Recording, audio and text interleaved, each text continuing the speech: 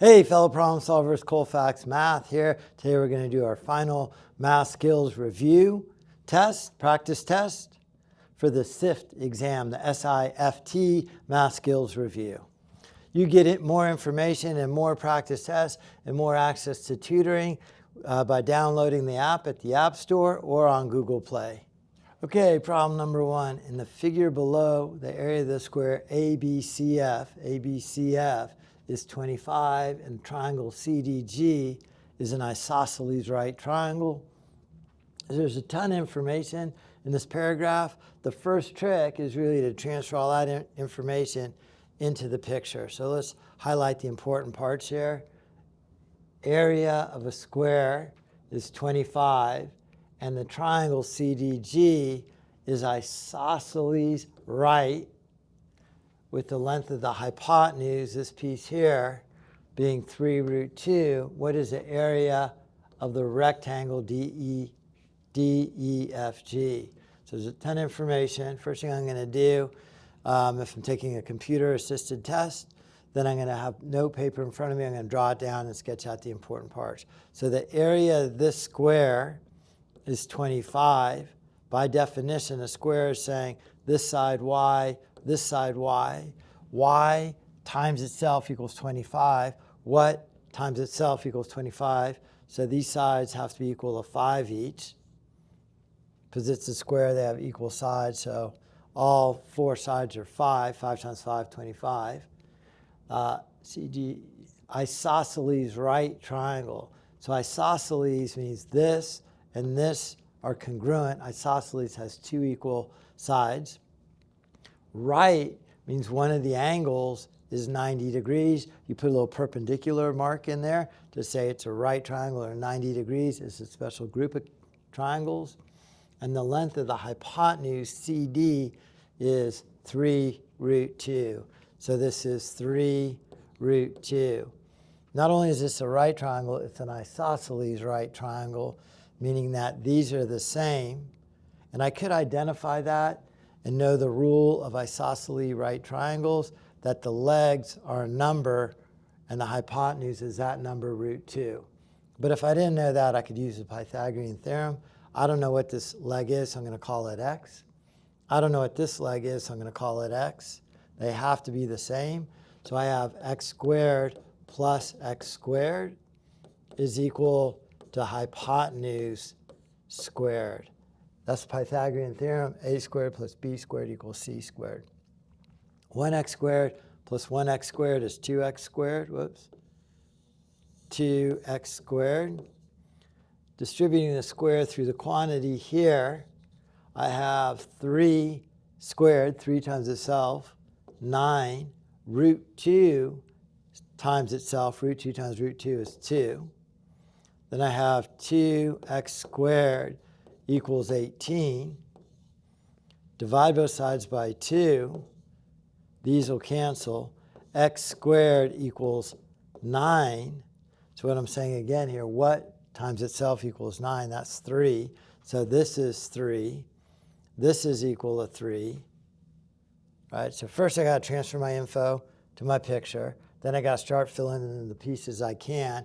Then I got to figure out what it is they want. What is the area of the rectangle DEFG? DEFG. What's the area of this rectangle? I have one side of it is 3.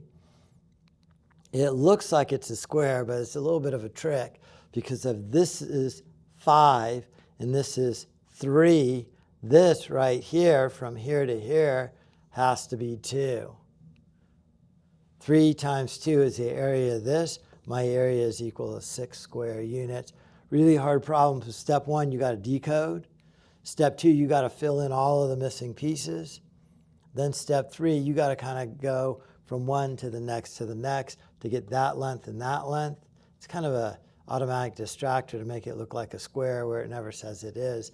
It tells you it's a rectangle, not a square. So these 2 sides are not congruent to get an area of 6. Okay, problem number 2 is a set of dice. Bob rolls a pair of dice. It's usually these 2 die right here. It's nice if they're a different color to give you an idea of what the outcomes are going to be. Bob rolls a pair of dice. What's the probability that he rolls these dice, the two ones that show up sum to the number 8, right? So I roll these two dice, and I think about how many outcomes I could get. Well, I get a 1 and a 1, a 1 and a 2, a 1 and a 3, 1 and a 4. Or I get a 2 and a 1, 2 and a 2, 2 and a 3. So I could get 6 by 6 outcomes. So there are 36 possible outcomes. So probability of any event, the probability of any event is equal to the number in the event divided by the number in the sample space. So we've identified, I roll these two dice, the sample space is going to be 36, right? Every possible outcome. And you can see it here. I get a 1 on the white dice and a 1 on the green dice, a 1 or a 2, a 1 and a 3, or I could get a 2 and a 1, right? That's where the 36 comes from. Now I got to figure out how many ways I get an 8. Well, I get a 6 and a 2, a 6 and a 2, a 5 and a 3, a 4 and a 4, a 3 and a 5, 3 and a 5, or a 2 and a 6. So there are 5 possible ways to get an 8. So my probability is 5 ways to get an 8 over the total sample size of 36. So the answer is 536. Problem number 3. Again, the key here is to translate the sentence into a math equation. 2/3 of always means multiply 36 are, or is an equal sign, is equal to 3/5 of, again, multiply which of the following, which means x. So 2/3 of 36 equals 3/5 of what number? So I could simplify a little bit here. 3 goes into 36 12 times. 2 times 12 is 24, is equal to 3/5 times x. I can multiply both sides of the equation by 5/3, multiplying by the reciprocal there. I do whatever I want as long as I do it to both sides of the equation. I do it equally. The 5's will cancel, the 3's will cancel. If I do that to the right side, I also have to do it to the left side. And then 3 goes into 24 8 times. Now I got x by itself. X is equal to 8 times 5, or 40. Problem number 4. If 2x equals 16, 3 to the x is equal to what? Two-step problems. Step 1, I got to figure out what x is. Well, I got one equation, one variable. I could solve this. I divide both sides by 2. These 2's cancel. X is by itself. X is equal to 16 over 2, 8. Now that I have a value for x, I could take that value for x and plug it in there. Right? So now the problem is 3 to the 8th. Pretty big number. Let's see if we could do this in our heads. I don't think so. 3 times 3, 9 times 3, 27 times 3, 81 times 3, 243. So that's 243. We're going to have to multiply it by 3 again, by 3 again, by 3 again. They probably want your answer like this. If it's a no calculator test, it's going to be a pretty simple form. So this will be one of the multiple choice answers. Okay, problem number 5. The blue region of the design shown is to be painted. What is the area of the blue region inside the rectangle? So we have a rectangle. That rectangle is 20 by 10.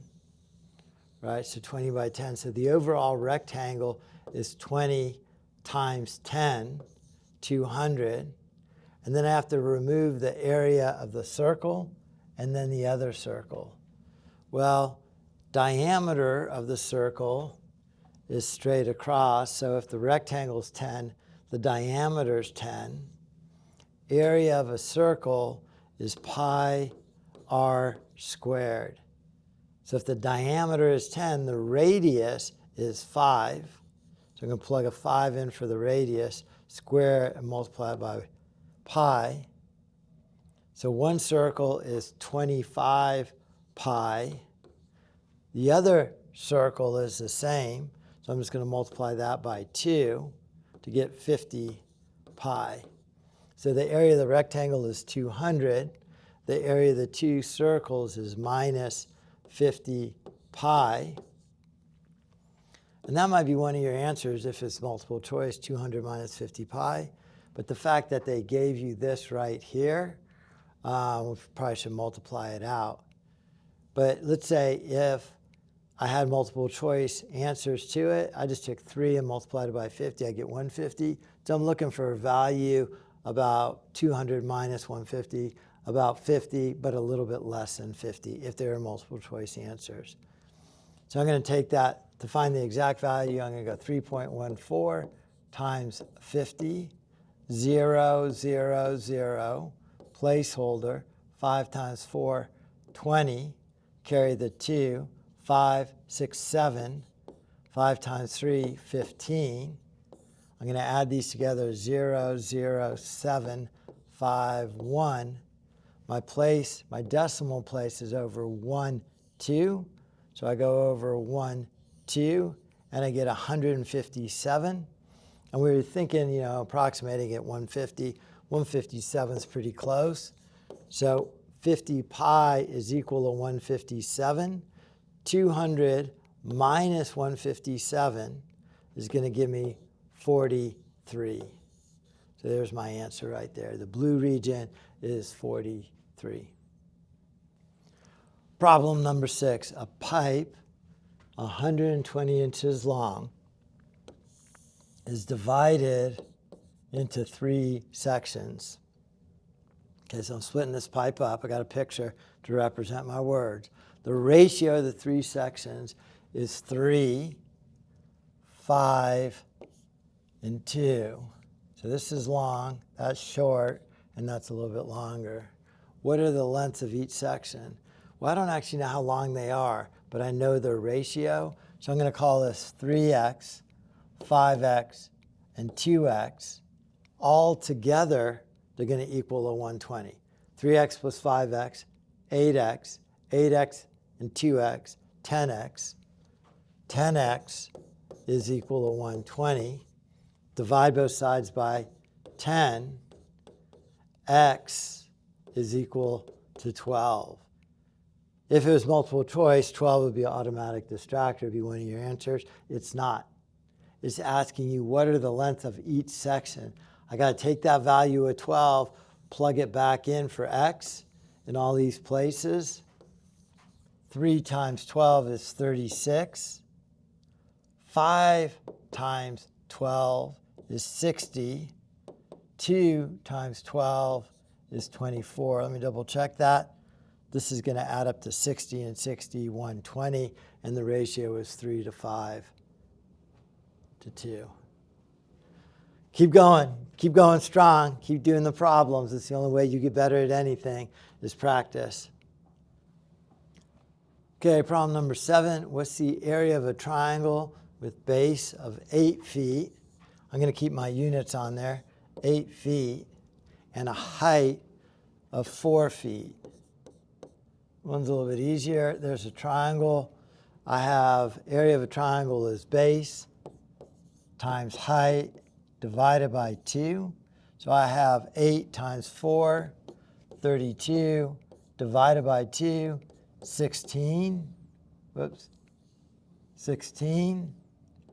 And then here I have feet times feet. So feet times feet is square feet. So the answer is 16 square feet. Or if you're thinking, well, maybe it's not a right triangle like that, the answer is still going to be the same. If the base were 8 and the height were 4 and the triangle looked like that, the area is still 16. Because you could see that's half of that rectangle, 8 by 4. Just like this is half of that rectangle, 8 by 4. Okay, problem number 8. 2 trucks leave a factory. Here's our factory right here. At the same time, one travels east 60 miles per hour, and the other truck travels west at 30 miles per hour. Let's just think about that for a second. If this one starts, an hour later it'll be 60 miles.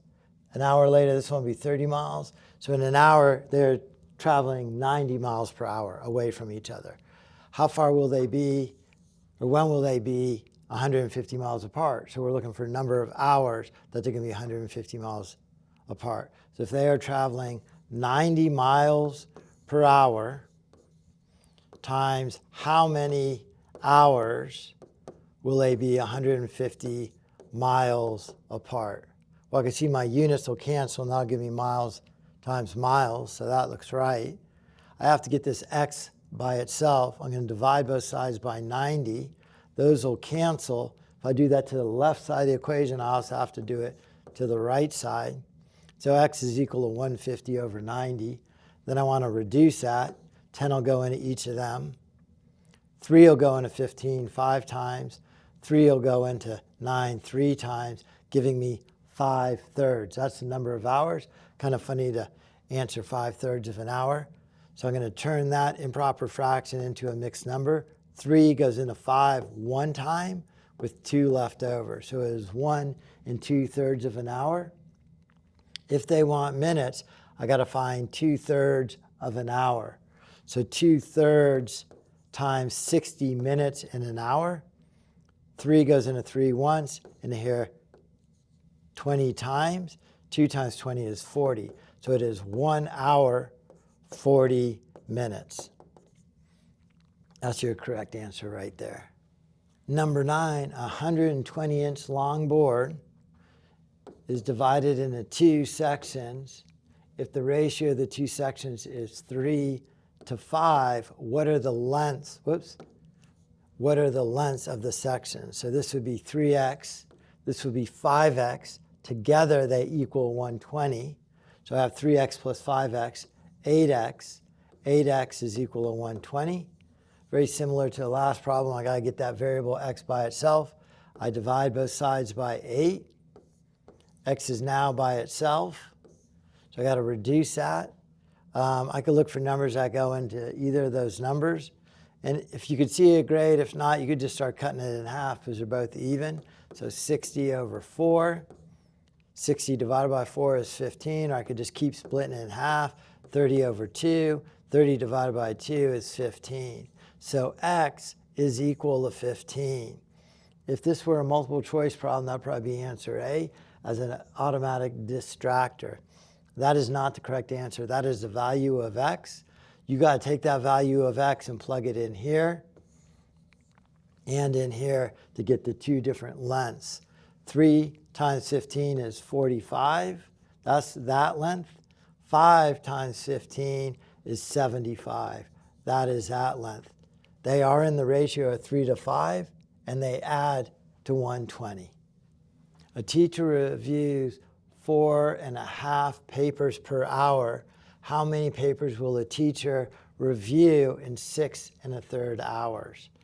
Well, this is 4.5 papers per hour times the 6 1/3 hours, right? This is papers per hour.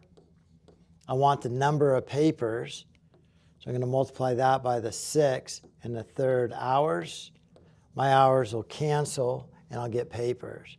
It's going to be hard to multiply those mixed numbers, so I'm going to convert them into improper fractions. 4 times 2 is 8, plus 1 is 9. So I have 9 over 2 papers times 6 times 3, 18, plus 1, 19 over 3. I multiply across the top, across the bottom, and that's going to give me my answer.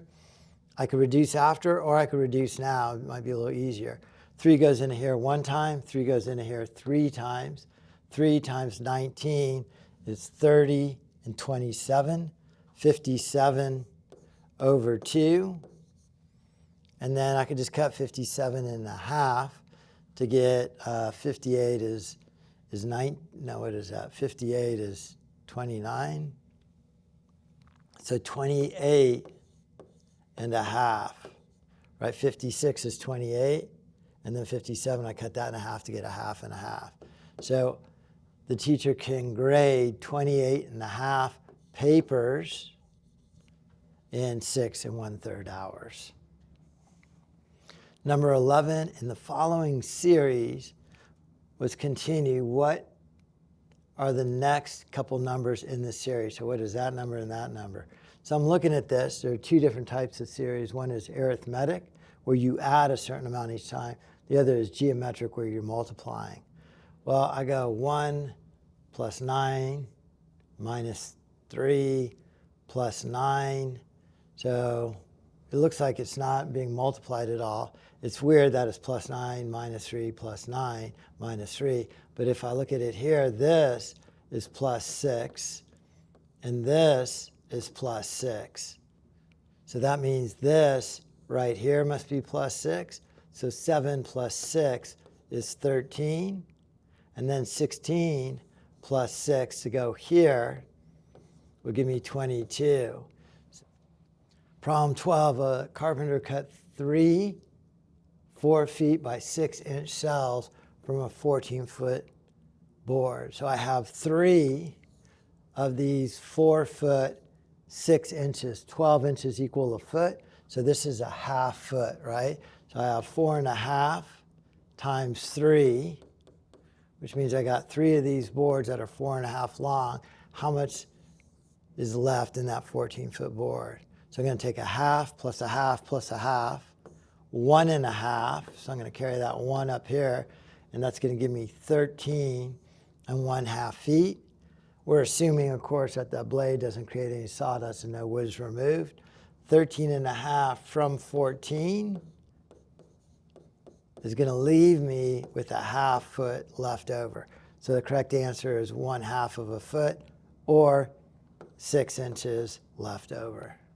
Problem number 13, 2 automobiles start at the same place and travel along the same route. So here's automobile 1, automobile 2.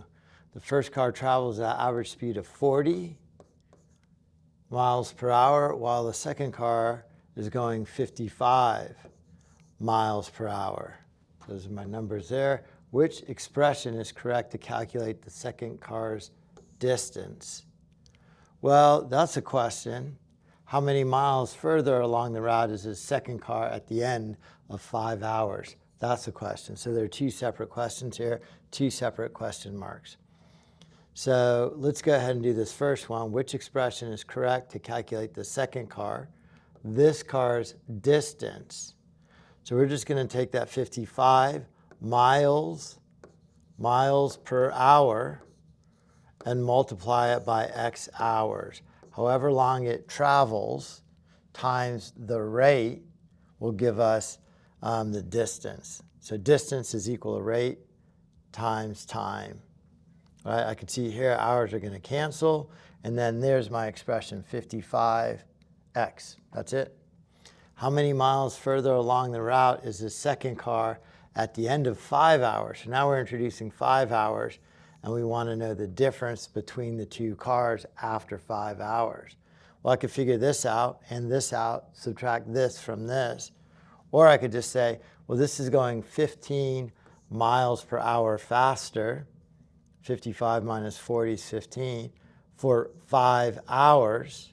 How much further apart are they? 5 times 5 is 25. Carry the 2, 75. So they are 75 miles apart after 5 hours. Here's the first answer. Here's the second answer. Number 14, what is the product? So you need to know what that word means. Product means multiply of the reciprocals of these numbers. This is really kind of a vocabulary problem. Reciprocal means if you have the number 5, you flip it over to make it, the reciprocal of 5 is 1/5. So the way you reciprocate a number is you flip it over. So you have to know what the word product means, multiply, and reciprocal means flip it over. This is 5 over 1, really, right? It becomes 1/5. So I'm going to flip that over to get 3 over 2.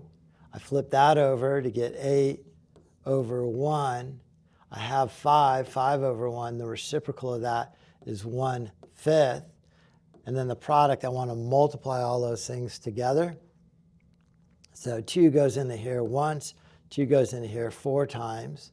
I don't think I could reduce anything else. Multiply across the top to get 12. Multiply across the bottom to get 5. 12/5 might be an answer if it were multiple choice. Or I could turn it into a mixed number. 5 goes into 12 twice with 2 left over. So 2 and 2/5. 12/5, they are equivalents. This is probably a better answer to leave it in. So again, this is really a vocab problem. You need to know product means multiply. Reciprocal means flip the number over. Problem number 15, when the temperature is 20 degrees Celsius, what is it in Fahrenheit? Use this formula. So Fahrenheit is equal to 9/5 times Celsius. Well, it's telling you this is Celsius, so C and 20 are the same. So I'm just going to take that 20, plug it in there for C, and then I'm going to add 32 to it. Order of operations is important here. You need to multiply before you add. So I have Fahrenheit's equal to this. I'm multiplying fractions. I could cancel. 5 goes into here once, into here 4 times. So I have 9 times 4, 36, plus that 32, and 68. If you work with Celsius and Fahrenheit, that seems about right. 20 degrees is 68 Fahrenheit. Well, there it is. There's a practice test. Hopefully you did well on it. There's more practice available online. You could download the SIFT tutoring app from the App Store or Google Play. You could also go to this web address right here to get more practice tests, more help. And I appreciate you watching. If you have any questions, please post them in the comments. I'll get back to you as soon as I can. Thank you.